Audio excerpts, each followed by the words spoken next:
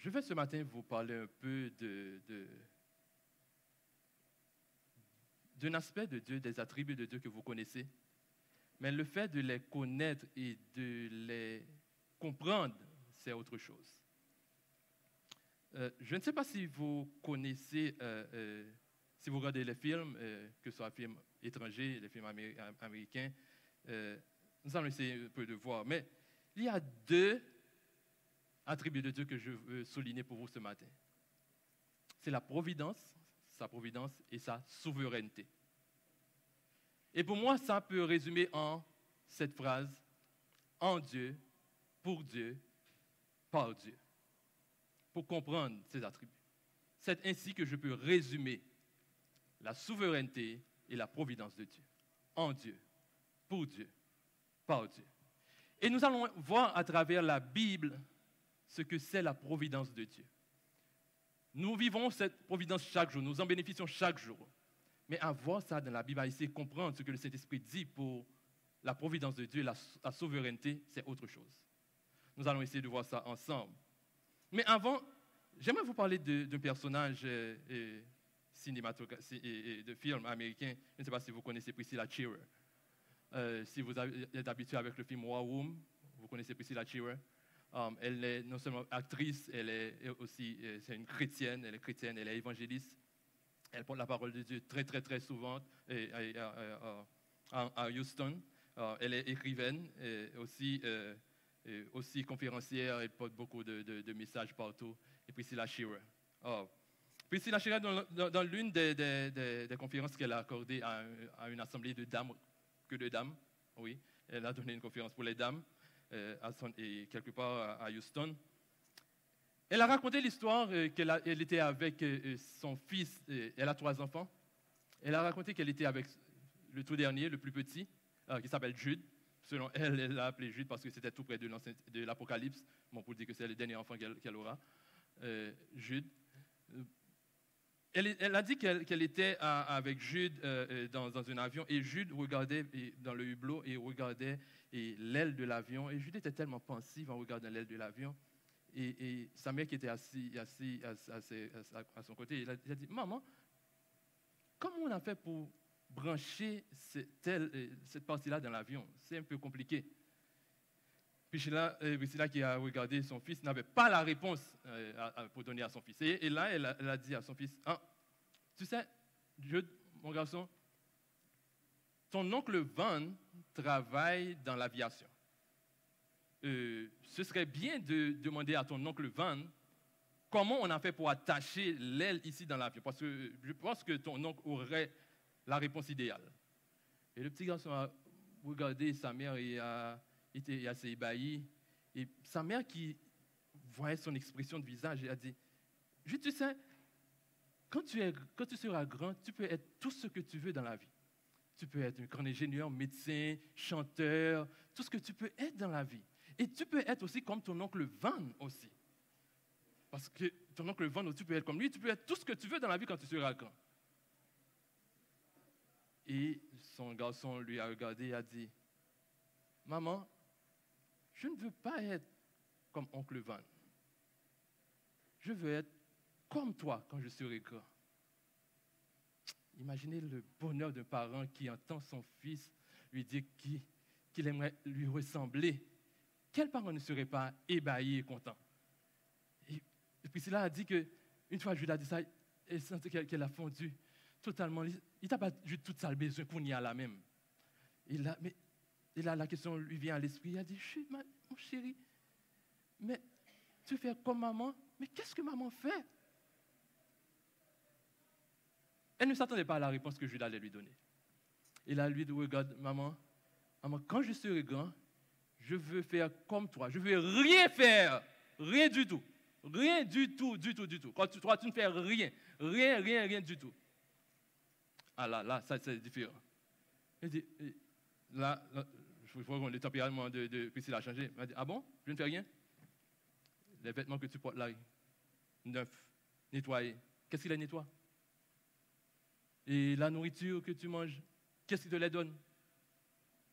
Qu'est-ce qui prend soin de toi à la maison? Et je lui réponds, « Ah, toutes les mamans le font aussi. C'est une chose régulière que toutes les mamans font. Rien de spécial. Elle dit, mais chérie, tu sais que je passe mon temps à donner des conférences, des études bibliques à tout le monde, et je dois parler à une foule. Je dis, mais oui, mais tu passes tout le temps devant notre ordinateur à écrire, tu ne fais rien toute la journée. Je veux être comme ça aussi. A remarqué, Priscilla a dit qu'elle n'a pas compris. En prenant cet exemple, j'ai compris que Jude n'a pas compris que sa mère, ce travail qu'elle fait, a un impact sur des millions de gens. Et nous faisons pareil pour Dieu. Nous ne savons pas que Dieu travaille. Nous ne pensons pas que Dieu travaille. Pour nous, Dieu travaille lorsque nous voyons la réalisation d'être fait. Dieu travaille lorsqu'il guérit. Dieu travaille lorsqu'il y a un miracle. Dieu travaille lorsque tout va bien. Dieu travaille lorsque vous voyez la réalisation. Tout comme Jude qui ne sait pas ce que sa mère fait, mais très souvent nous ne voyons pas ce que Dieu fait. Nous pensons que Dieu est là-haut et là qu'il est assis. Il fait quoi? Pour nous, il travaille tout simplement lorsqu'il vous voyez que ça est en train de changer chez vous, dans la société, partout, dans votre entourage. Non. Dieu travaille constamment. Dieu ne cesse de travailler. Dieu, vous vous rappelez que je vous ai dit que Dieu a l'éternité devant lui? Dieu peut regarder l'éternité passée, il voit le présent, il peut voir l'éternité future. Donc, il a toute l'éternité devant lui. Et là, dans sa providence, il orchestre, il organise, il harmonise votre vie, ma vie, tout ce qu'il y a sur terre. Donc la providence de Dieu, c'est ce que c'est. Et nous allons voir à travers la Bible même ce que nous entendons par providence. La providence vient du mot grec que nous avons là, providence. Ça veut dire, dans le terme grec, pro qui veut dire devant, et vidéo pour veut dire voir, pour dire que Dieu voit à l'avance, il voit pour et il peut voir à la place de toi, quand nous parlons de providence de Dieu. Dieu peut voir pour toi, avant toi et à ta place. C'est ce que peut dire providence de Dieu. Et dans le dictionnaire biblique, on traduit donne la définition de providence comme la providence de Dieu est le moyen au travers duquel Dieu régit toutes choses dans l'univers selon son plan. C'est ça la providence de Dieu. Vous pensez, vous voyez, comme dans un film, pour monter un film, lorsque vous regardez ce film, les scènes ne sont pas montées dans l'ordre que vous les regardez. Le scénariste, le réalisateur peut monter l'une des scènes, la scène finale même, s'il le faut, et là, il racole de façon technologique, il racole les morceaux pour vous donner ce film-là que vous regardez. Dieu fait pareil. Quelque chose qui va devoir arriver bien à l'avance, il prépare tout ce qu'il a préparé pour vous, avec une fois que vous serez là, dans cette étape-là, vous trouvez tout est prêt. Il vous demande une chose, votre obéissance. Votre obéissance. Il ne vous demande pas votre connaissance qui vous aide. Tout ce qu'il demande dans l'orchestration qu'il est en train de faire, de préparer les morceaux pour vous, tout ce qu'il vous demande, c'est votre obéissance. Il ne vous demande pas des merveilles, comme si vous attendez Dieu pour servir Dieu, vous devez être à cette église, avec une église, vous devez être pasteur, vous devez être évangéliste, dame missionnaire. Non, Dieu demande que vous soyez un instrument à son service dans tout ce que vous faites. Dans tout ce que vous faites, dans tous les paramètres de votre vie, faites-le. Comme disait Elisabeth Elliot, vous voulez savoir ce que Dieu fait? Vous voulez savoir la volonté de Dieu pour vous? Do the next thing. Fais-le, la prochaine chose. Donc là, comprendre ce que Dieu peut orchestrer, il peut tout vous donner. Et si vous voyez dans Genèse, également lorsque nous parlons de providence dans la Bible, et dans Jérémie 29, verset 11, il est dit, Jérémie 29, verset 11, c'est aussi la providence de Dieu. Quand il dit, car je connais les projets que j'ai formés sur toi, projets de paix et non de malheur, afin de vous donner un avenir et de l'espérance. C'est ça la providence de Dieu. Quand les projets de paix qu'il a formés pour vous, ce ne sont pas des réalisations d'une fois instantanées, ces projets ont leur étape. Il est en train d'orchestrer ces projets de paix pour vous dans toutes les compartiments de votre vie. Même avant que vous soyez ici sur cette terre, il a tout préparé pour vous. Étape après étape. La personne que vous allez rencontrer, l'enfant que vous aurez, là où vous allez habiter, la nation que vous allez appartenir, tout ce que vous allez faire, il a déjà tout préparé. Tout préparé pour vous. Rien ne manque pour vous. C'est ça la providence de Dieu. Et si vous vous rappelez, le peuple d'Israël connaît bien cet attribut de Dieu. Lorsqu'il l'appelle Jéhovah Jireh, c'est ce qu'Israël veut dire, que Dieu est le Dieu de la providence. Jéhovah Jireh, Dieu qui pourvoit. Quand Abraham voulait sacrifier son fils Isaac, et là, quand il a dit que Isaac a dit, mais Père, où est l'agneau que nous allons offrir? Qu'est-ce que Abraham avait dit? Dieu y pourvoira. C'est ça, parce que Dieu a déjà pourvu bien longtemps à tout ceci, la providence de Dieu. Et vous allez comprendre que Dieu continue dans tout ce qu'il fait. Il organise ce que pour nous, ce que nous attendons nous autres. Nous attendons à ce que Dieu soit présent devant nos yeux. Nous voyons, parce que tout se change. Maintenant, j'ai un travail, j'ai été malade, je suis guéri, j'ai une nouvelle relation. Tout va bien pour moi. Je crois que Dieu travaille dans ma vie, lorsque ça va. Mais même lorsque ça ne va pas, pour vous, Dieu travaille quand même. Tout simplement, assurez-vous que votre cœur est tout à lui. Tout simplement. Il ne peut pas simplement pourvoir vos besoins, il peut le faire parce qu'il est souverain. La souveraineté de Dieu. Et la souveraineté de Dieu, il y a une façon, donc la Bible traduit la souveraineté de Dieu. Il dit que Dieu est tout puissant, il a une autorité telle qu'il peut outrepasser toute haute puissance et autorité. C'est ce que veut dire la souveraineté, que Dieu est souverain. Il peut outrepasser toute puissance. Il peut décider. Il peut faire quand l'univers entier est entre ses mains. N'est-ce pas dans Daniel 2, verset 21, qu'il a dit, c'est Dieu qui change les temps et les circonstances, qui renverse et qui établit les rois, qui donne la sagesse aux sages, la science à ceux qui ont de l'intelligence. C'est ce qu'il s'agit de la souveraineté de Dieu. Il peut pouvoir, il peut accorder sa providence parce qu'il est souverain. Et également en Psaume 46, lorsque vous aimez cette partie-là du Psaume 46, au verset 10, lorsqu'il est dit « Arrêtez et sachez que je domine ». C'est par sa souveraineté qu'il domine. Il domine sur la terre, il domine sur les nations.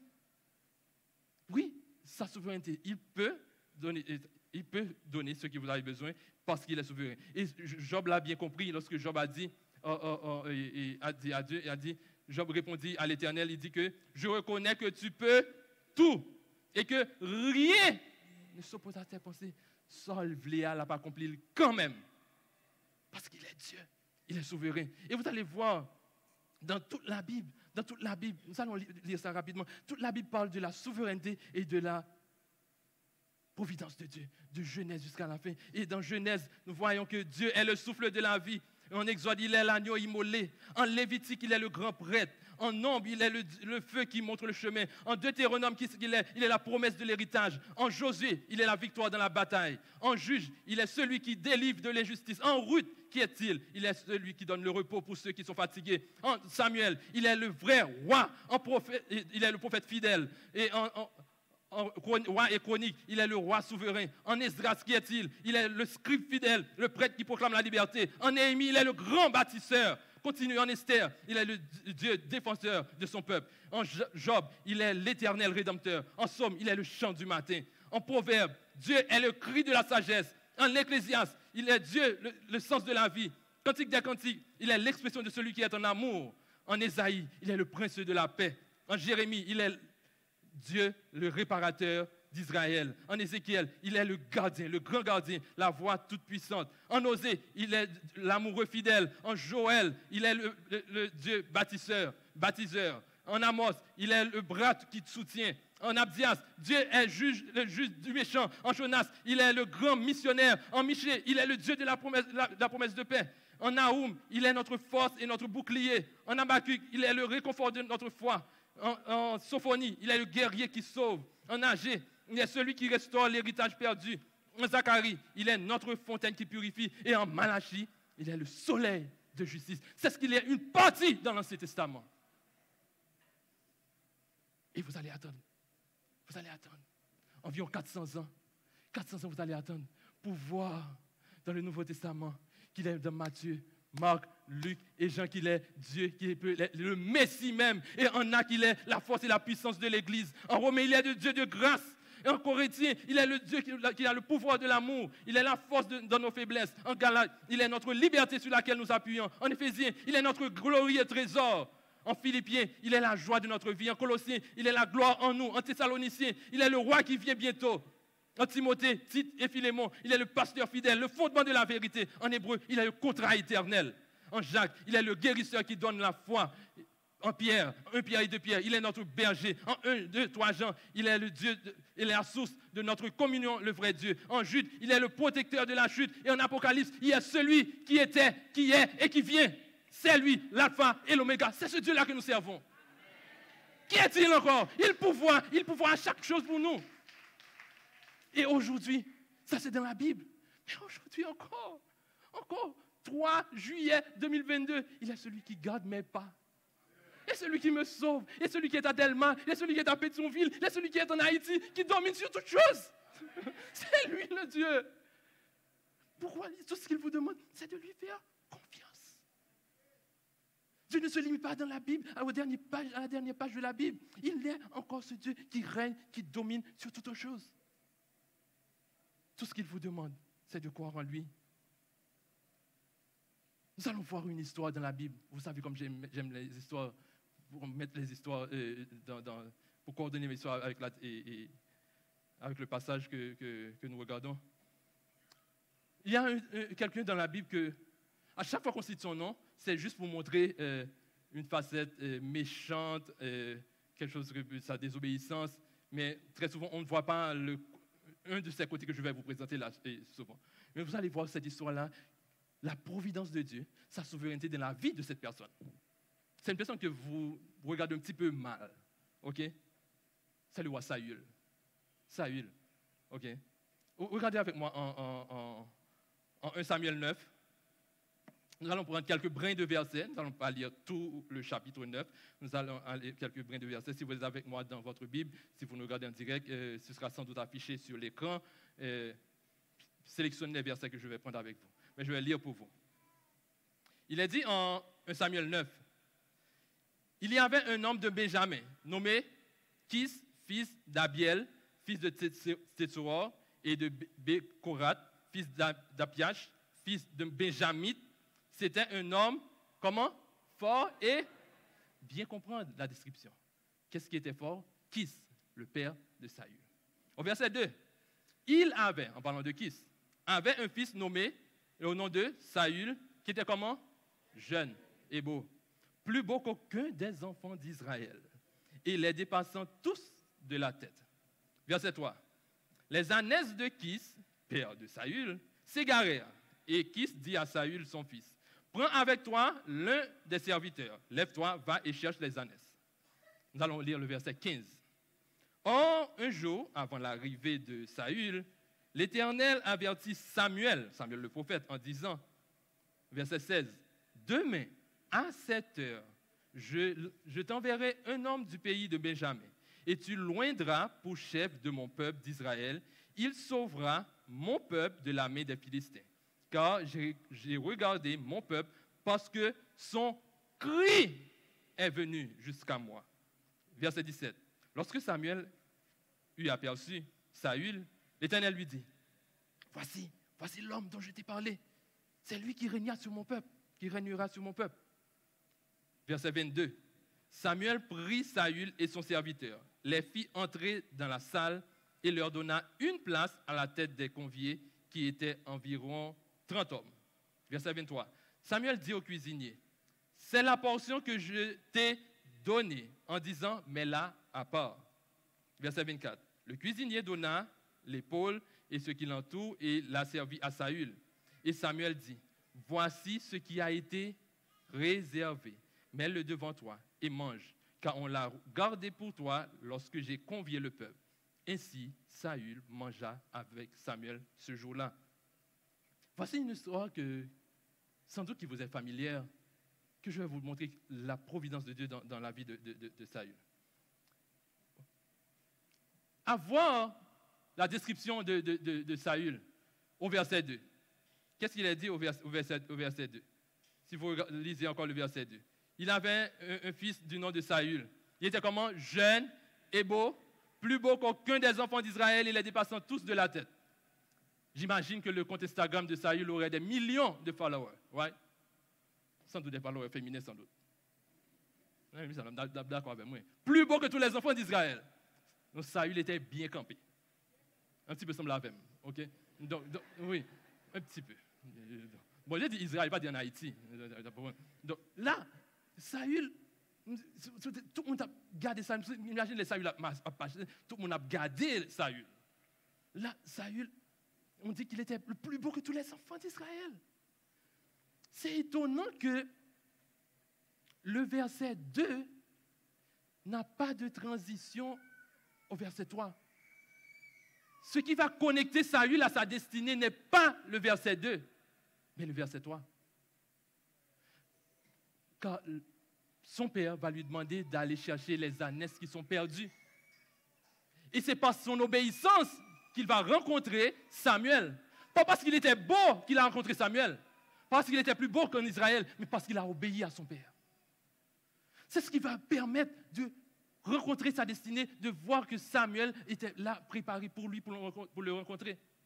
Très souvent dans notre vie, nous regardons aux grands éléments, nous regardons les éléments merveilleux, nous voulons être celui qui surpasse tout le monde dans la société pour accomplir de grandes tâches et nous négligeons les tâches, les détails de notre vie, les tâches quotidiennes. Faire à manger, laver, nettoyer la maison, parler à quelqu'un, appeler. Ce sont des tâches normales. Nous pensons que ces tâches-là ne font pas partie de notre vie spirituelle. Et lorsque nous parlons de nous avons des compartiments de notre vie, nous disons que nous avons une vie sociale, une vie économique, une vie professionnelle et une vie spirituelle. Non, il n'est pas ainsi. Si vous êtes enfant de Dieu, toute votre vie est une vie spirituelle. La vie spirituelle impacte toute votre vie sociale, votre vie économique, votre vie professionnelle, votre vie familiale. Parce que vous êtes une être spirituelle. Tout simplement. Vous n'avez pas des compartiments sociaux. Là, c'est une activité sociale, c'est une activité économique pour moi. Parce que Dieu a mis son esprit en vous. Tout votre être spirituel impacte toute votre vie. Et là, Samuel va rencontrer sa destinée parce qu'il a obéi. Et c'est ce que Dieu demande tout simplement, l'obéissance. Aujourd'hui, sans doute, Dieu n'est pas contre que vous soyez très formés. Dieu n'est pas contre que vous soyez très beau, très belle. Dieu n'est pas contre que vous soyez très bien mise. Non, c'est parce que Dieu demande. Il n'est pas contre ceci. Au contraire, il aime quand ses enfants sont resplendissants. Il travaille pour que ses enfants soient resplendissants. Il aime ça parce qu'il est un Dieu de beauté. Il aime la beauté. Il a créé la nature avec toute sa beauté. Il veut que vous soyez beau et belle. Il n'a pas de problème avec ça. Mais il veut que ton cœur soit tout entier à lui. C'est ce qu'il veut. Que ton cœur soit tout entier à lui. Et là, si vous voyez, au verset 3, il est allé chercher les ânesses de son père. Et la providence de Dieu a déjà prévu cela. Et si vous regardez, un jour, au verset 15, un jour avant l'arrivée de Saül, Dieu a parlé à Samuel. Pourquoi un jour? Dieu a attendu l'obéissance de Saül. Voir si Saül allait obéir à son père avant d'avertir Samuel. Si Saül avait dit, oh, bel garçon, qui va aller chercher Bourrique ça même? Il va chercher Bourrique ça. Moi, c'est vite, hey, à chercher Bourrique papa mieux. Il n'a jamais rencontré son serviteur. Et Samuel. Et dans la Bible, la providence de Dieu, c'est dans les simples détails de la vie. Par exemple, Rebecca qui est allée puiser de l'eau qui a rencontré Isaac. La femme samaritaine qui faisait quelque chose de quotidien, puiser de l'eau chaque jour, elle est allée, elle a rencontré Jésus. Ce sont les tâches quotidiennes. Fidélité dans les tâches quotidiennes, l'obéissance. Les bergers qui étaient sortis tout simplement pour garder leurs moutons. Et là, ils ont eu la chance de voir sans doute les anges dans le ciel qui proclament l'arrivée du Messie. Mais c'était pas après les tâches quotidiennes. Vous ne savez pas quand Dieu va vous appeler.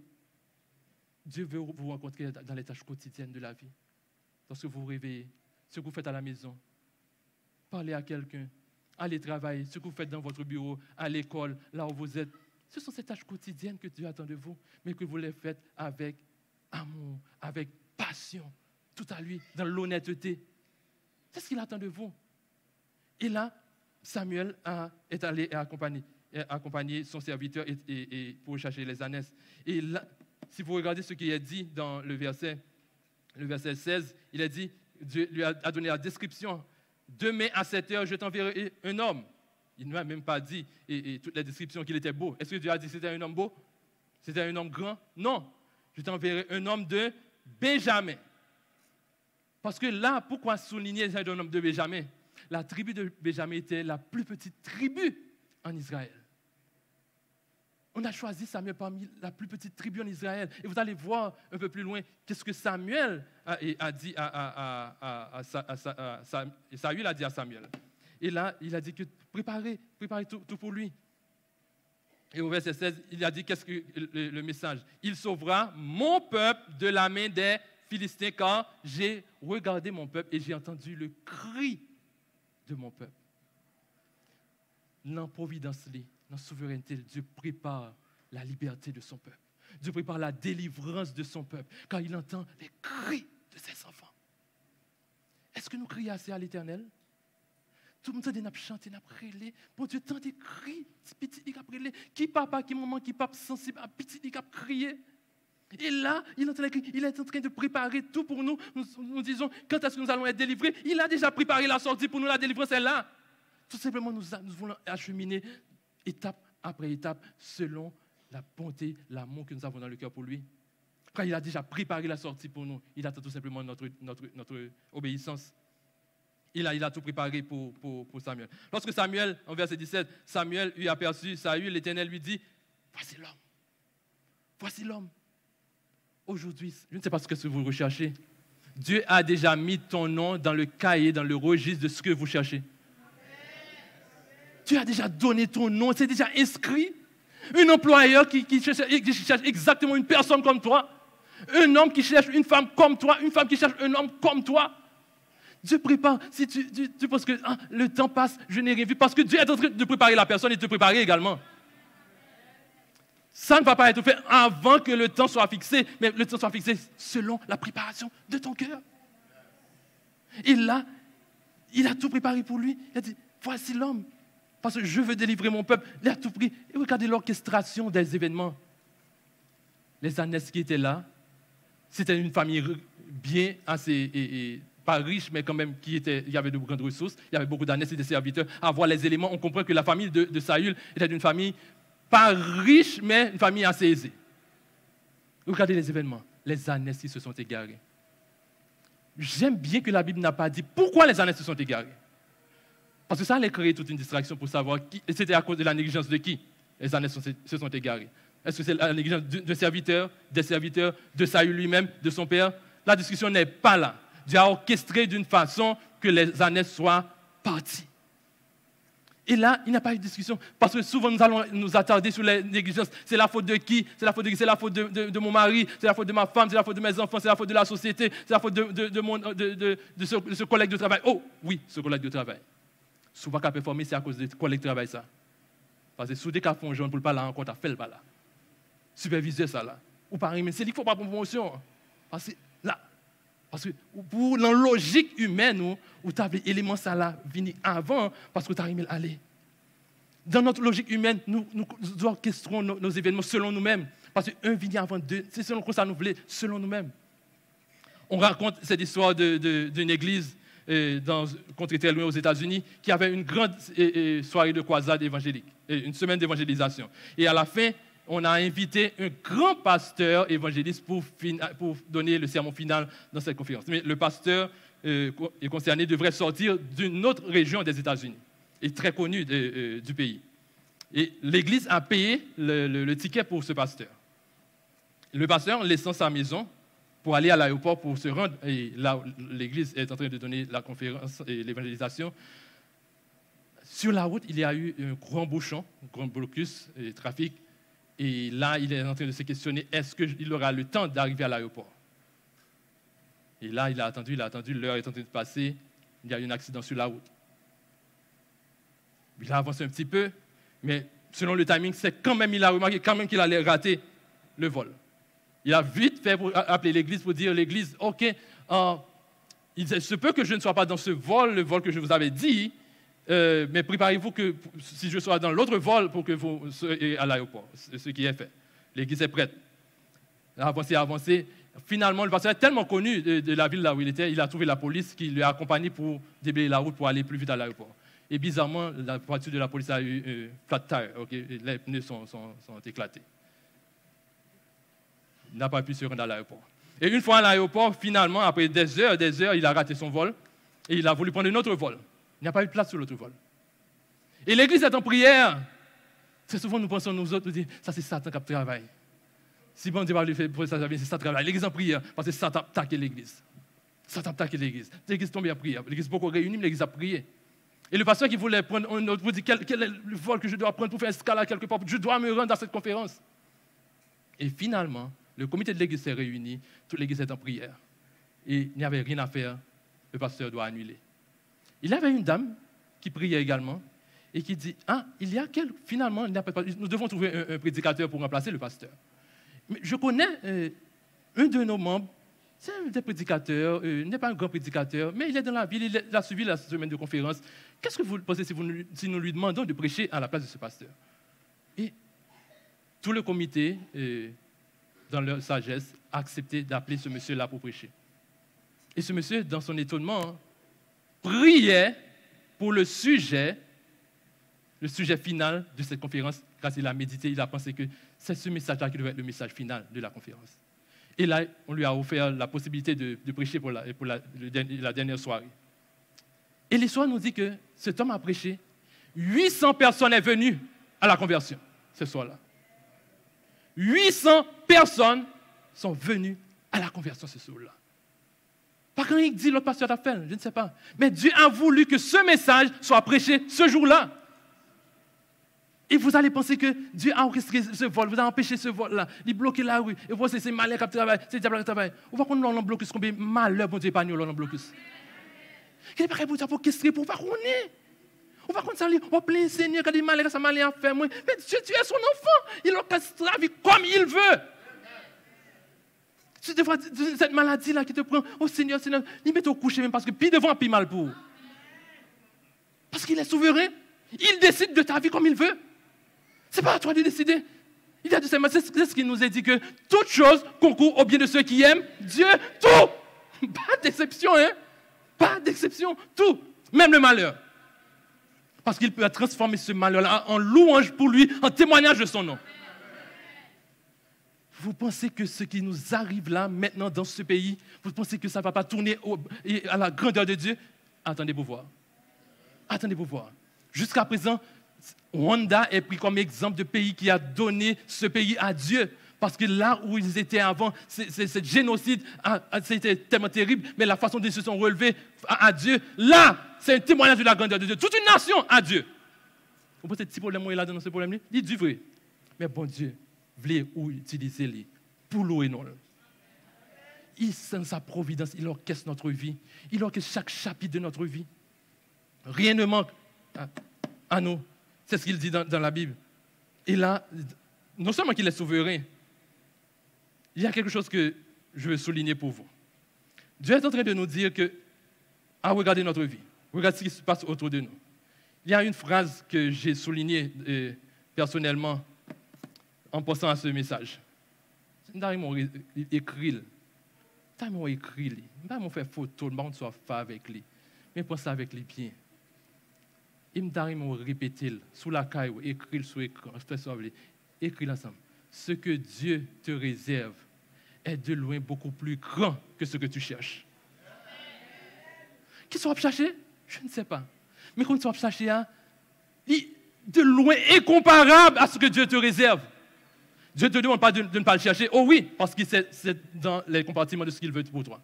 Il doit aller chercher. Tu veux le succès? Va chercher le succès. Parce que ce que je réserve pour toi derrière le succès, c'est beaucoup plus grand que cela. Tu cherches une bonne famille? Oui, je mets quelqu'un pour toi. Mais ce que je te réserve est beaucoup plus grand que cela. Tu cherches quoi? L'emploi? Oh oui, forme-toi bien comme professionnel. Oui, forme-toi parce que derrière cet emploi-là, j'ai mon nom écrit dessus. Oui, ok, tu cherches une relation. Oui, derrière cette relation, ça, je veux que tu sois en compagnon avec celui-là, celle-là, parce que cette famille va honorer mon nom. Oui, ce que tu cherches est de loin moindre ce que Dieu réserve pour toi. Donc ce qu'il te réserve est incomparablement plus grand à ce qu'il est pour toi. Je veux terminer ce message, comme j'ai commencé par un film, je vais terminer par un film également. Je ne sais pas si vous connaissez cette actrice, Karen Abercrombie. Karen Abercrombie, c'est elle aussi, elle a joué dans War Room. C'est elle qui a joué ce rôle-là dans War Room. Elle est actrice. Et elle a eu plusieurs awards et elle est propriétaire d'une production de films. Et Mais qu'est-ce qui est spécial avec Karen Abercrombie? Karen Abercrombie a été à l'école de cinéma à Hollywood, à Los Angeles. Elle a témoigné qu'elle a dit que tous les grands vedettes de Hollywood, elle était à l'école avec eux. Et pour elle, c'était toute une amertume de voir ces grands personnages-là défiler qui étaient dans sa classe. Tout le monde réussit à monter grand film, il est un millionnaire et même lui beaucoup réussi. Pour elle, c'était ça percer son cœur. Son mari, c'est sa profession, actrice, parce qu'elle a été à l'école de cinéma. Et ça n'allait tellement pas pour elle à Los Angeles, à Hollywood et en Californie. La famille a décidé de laisser Hollywood pour aller à Charlotte. Quand on va aux États-Unis, soit pas les Los Angeles avec Charlotte. Bon, je ne vais pas comparer à Haïti, ok, bon, je ne vais pas nos images là. Mais c'est, ok, Hollywood là, Charlotte là, ok. Comme si. En termes de distance, en termes de possibilités d'emploi. Et pour un cinéaste, pour un acteur de cinéma, Charlotte n'est pas un lieu pour lui. Et là, Karen Abercrombie est allée à Charlotte, elle a commencé à donner des cours de cinéma, de théâtre à la communauté. Karen Abercrombie a dévoué son temps au cinéma. Et arrivé un peu plus loin, le film de War Room devrait monter où ça? À Charlotte, en Caroline du Sud. Le film War Room. On avait tous les personnages du film, sauf le rôle qu'a joué Karen Abercrombie. Et on cherchait ce personnage-là. Et on voulait avoir ce personnage. Et on a auditionné, personne après personne, pour voir ce rôle. Personne n'a pu voir ce rôle. Personne. Et un jour, l'équipe s'est réunie pour dire, bon, nous avons tout cherché, nulle part nous n'avons pas trouvé quelqu'un qui peut remplir ce rôle, allons dans les églises. Et ils sont allés dans les églises pour passer une annonce dans les églises. Si vous voulez faire partie d'un film, voici l'adresse et on auditionne pour les gens pour ce film. Et Karen Abercrombie était à son église et elle a entendu l'annonce et elle est allée également. Et l'équipe priait pendant que Karen rentrait dans la salle de tournage. Et l'équipe a témoigné pour dire que, parmi lesquels Priscilla Shirer a témoigné, dès que Karen rentrait dans la salle, ils ont dit que l'Esprit de Dieu leur a dit que c'est cette personne-là. Et Karen a auditionné, elle a eu le rôle. Et ce qui est encore dur dans le rôle, c'est que le réalisateur a bien inscrit dans le rôle. Si vous aviez eu part à un film dans le passé, quel que soit le film de séculier, quel que soit le film de rôle théâtre, ou pas éligible pour participer dans War Room. Tout le monde Karen Abercrombie comprendre pour ça tout le temps, bon Dieu était bloqué, il va jamais dans le cinéma avant. Et pour voir, elle cherchait un poste dans un film. Quand je vous dis que Dieu vous réserve de beaucoup plus grand, des millions de personnes ont témoigné comment ce film les a bénis à cause de Karen, à cause du rôle qu'il a eu dans le film. Donc, si vous pensez que Dieu a orchestré ça de façon au hasard, non. Il a bloqué toutes les opportunités pour Karen, parce qu'il a voulu Karen dans ce film-là pour louer son nom. Chose ordinaire, simple, mais merveilleuse pour Dieu. Donc, je dis, qu'est-ce que Dieu te réserve? Je ne sais pas, je n'ai pas la réponse. Mais la réponse que j'ai pour vous, c'est que la chose est beaucoup plus grande que ce que tu penses. Que Dieu vous bénisse. Amen.